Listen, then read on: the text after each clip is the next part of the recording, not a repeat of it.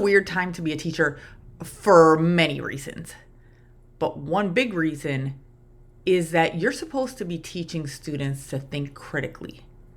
And more, it seems like we can all ask computers to do something that looks a lot like thinking.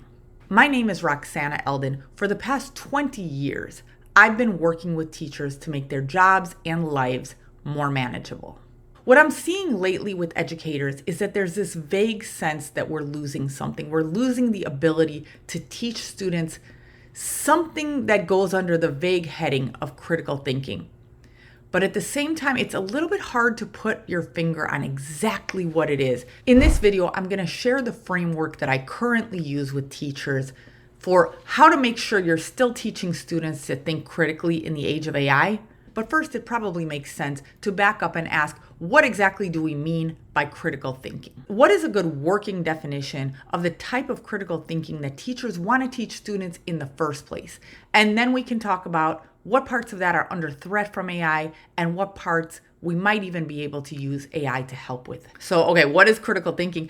You're going to have to forgive me for this, but I'm going to start with a definition that was generated by AI, but I promise we're not stopping there. I'm using this in kind of the same way that students do when they start an essay with the Oxford English Dictionary defines honor as blah, blah, blah.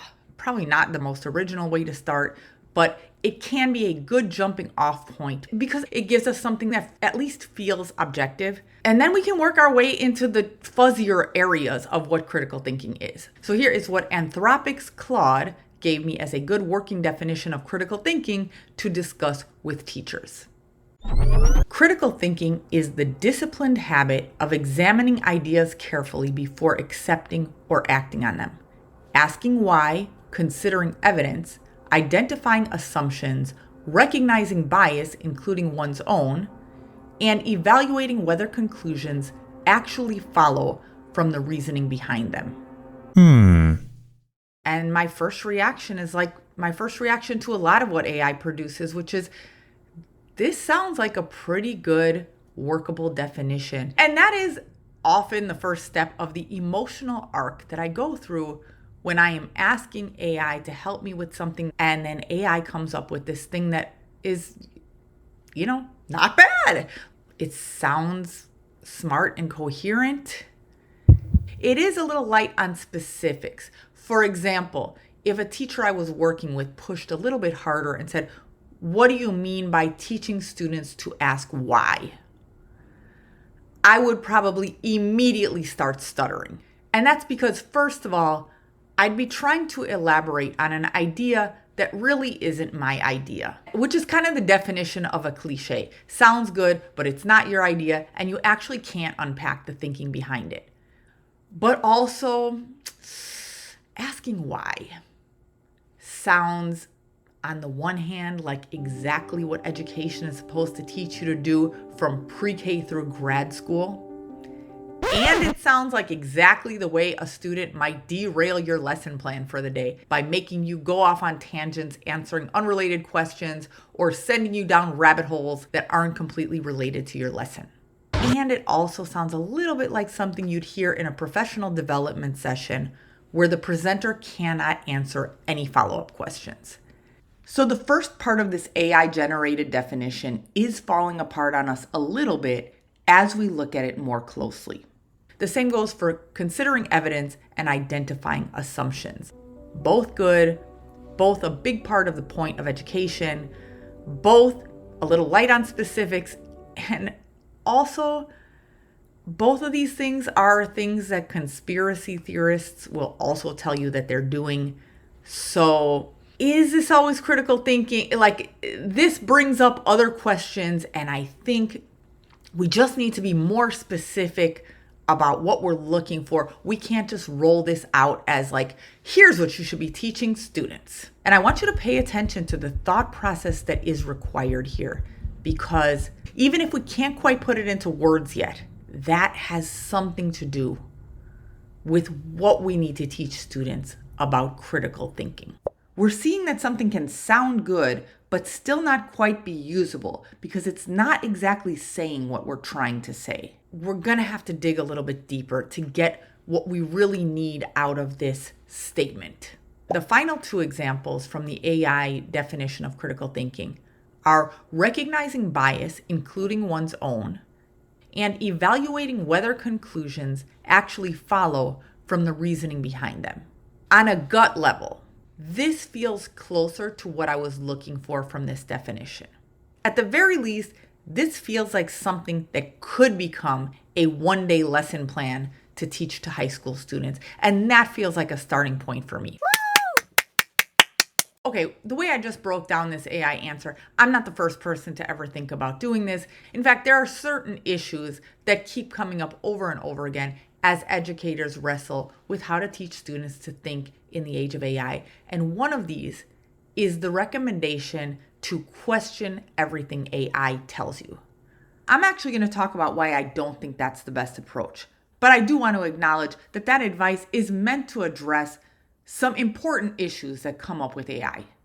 And the first of those is that AI always sounds authoritative, but it can give you wrong or incomplete answers, and they still sound smart and coherent. This comes up in various forms. You've probably heard a lot about AI hallucinations, and you may have also heard that AI is trained to be pleasant and agreeable. So it is constantly flattering us. It tells us our ideas are good. It tells us our questions are smart. It tells us we're right with an exclamation point.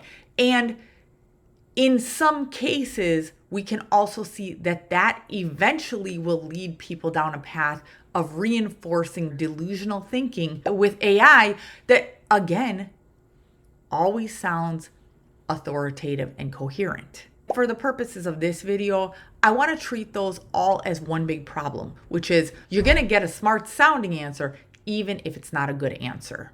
The second big issue that keeps surfacing as educators talk about AI is this sense that AI does the thinking for you, which can make people mentally lazy, but can also kind of get out in front of a person and make them think that something is their idea when it's not quite their idea. You kind of saw me wrestle with that when I was reading the AI definition earlier, because I would not use telling students to ask why as part of my personal definition of critical thinking. But it sure did sound pretty smart when I first read it, and I could get stuck in a loop of trying to justify that because I think it's my idea and kind of trying to pull out the thinking that led to it when there was no thinking that led to it on my part. It was just some words that sounded good.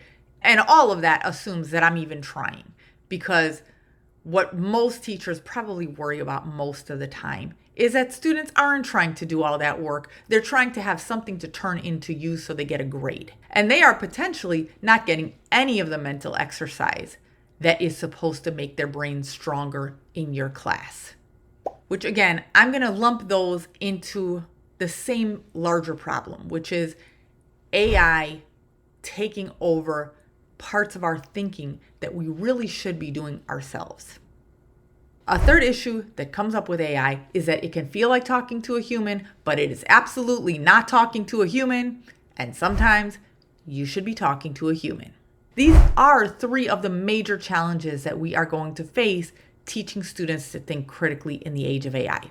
However, what I don't think is such good advice is question everything AI gives you, or check everything AI gives you, or stop using AI as a shortcut.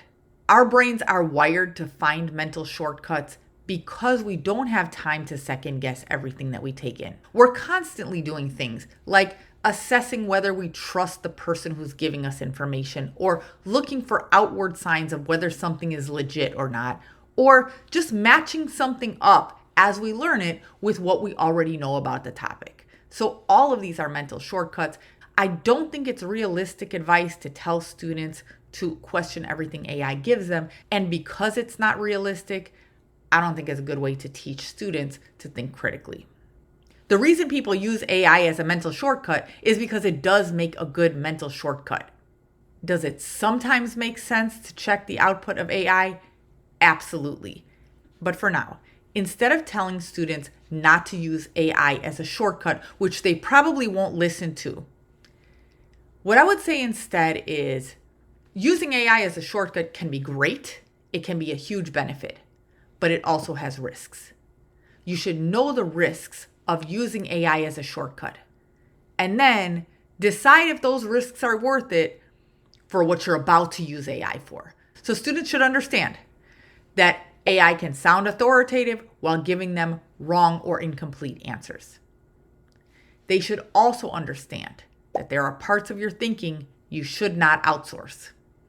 And students should also understand that there are times when it is better to talk to a human. But there are times when even after you consider all of these issues, AI makes a fantastic shortcut. Part of teaching students critical thinking is knowing when those times are. So here's the framework that I currently use with teachers to talk to students about critical thinking in the age of AI. And if you would like a detailed written outline of all of this, you will find a link to that in the description below this video. Part of critical thinking is knowing what is the best source of information for what you need in the moment.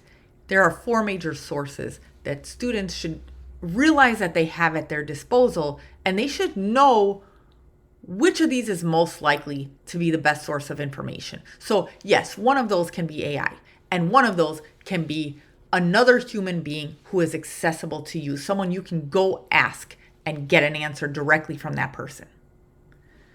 A third source of information is something that's not a human or AI. A book, Google, encyclopedia, your textbook. I realize I'm oversimplifying, but I'm going to put those all into the same basic category of source for now. And then the fourth source is there should be certain things that you just know without looking them up. This is actually a combination of 2 things. There are certain kind of gut feelings, body reactions we have. If you have a gut feeling that something's a little off about an interaction, that is a data point you should pay attention to, and you can't get that from AI, from another person, or from a textbook or calculator. The other part of coming from inside your head is things that you have learned so well that they are part of your basic knowledge base. In a way, that brings us back to the AI definition of critical thinking, where part of critical thinking is recognizing bias, including your own bias. Because part of the job of education is to train people to have better gut feelings, or at least gut feelings that are based on some type of objective knowledge. If you know basic math and someone tells you 2 + 2 is 5, you already know that's not true, and you can maybe dismiss some of the information that comes along with it. But the same goes for knowing the scientific method, and the same goes for knowing a basic outline of American history.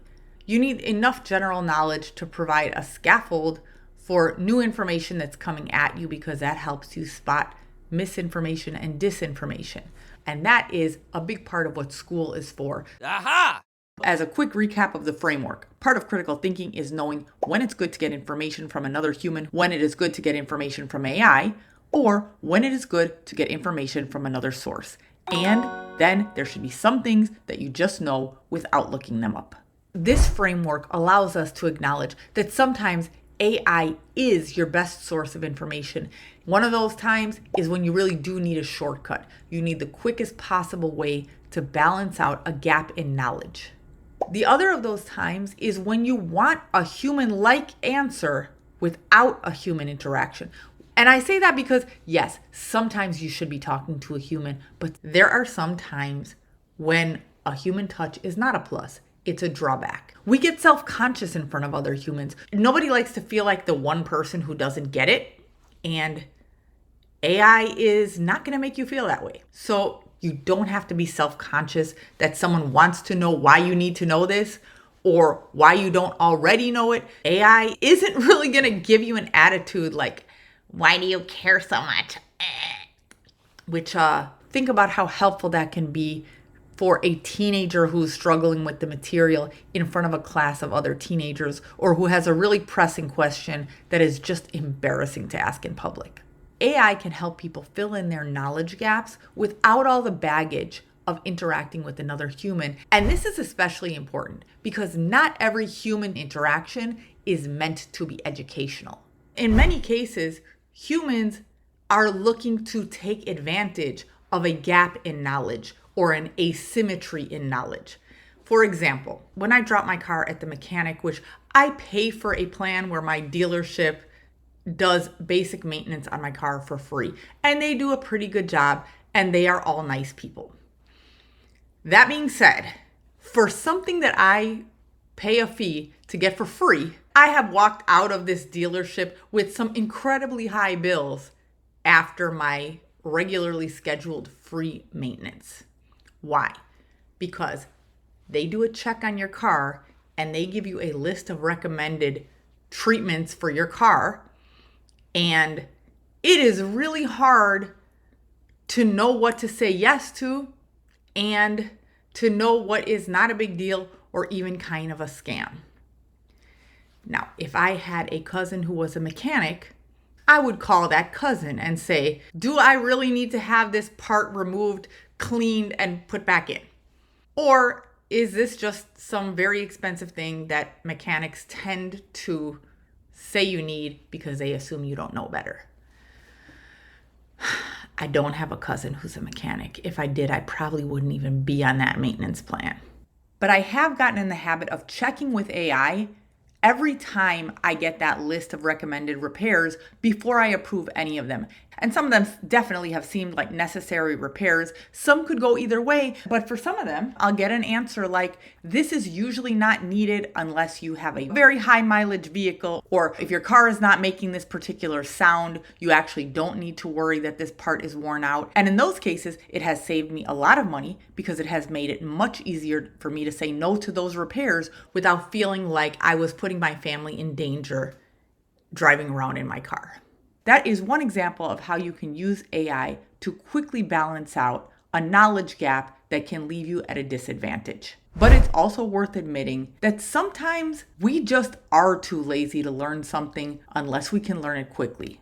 Something that I'm noticing in my own use of AI is there are some things I just wouldn't bother to learn unless I could learn them in 3 minutes. And here are some examples from my own AI history of things that I just would have been okay not knowing in the first place. In recent weeks, I have looked up whether German chocolate cake is really from Germany, what kangaroo diseases can be transmitted to humans, and what that spinning thing is on top of a Waymo car. And now I know all 3 of those things. If we're teaching students how to think critically in the age of AI, we have to admit that sometimes it's nice to be able to get an authoritative sounding answer from a non-human in 3 minutes. Often, those benefits override the disadvantages of AI.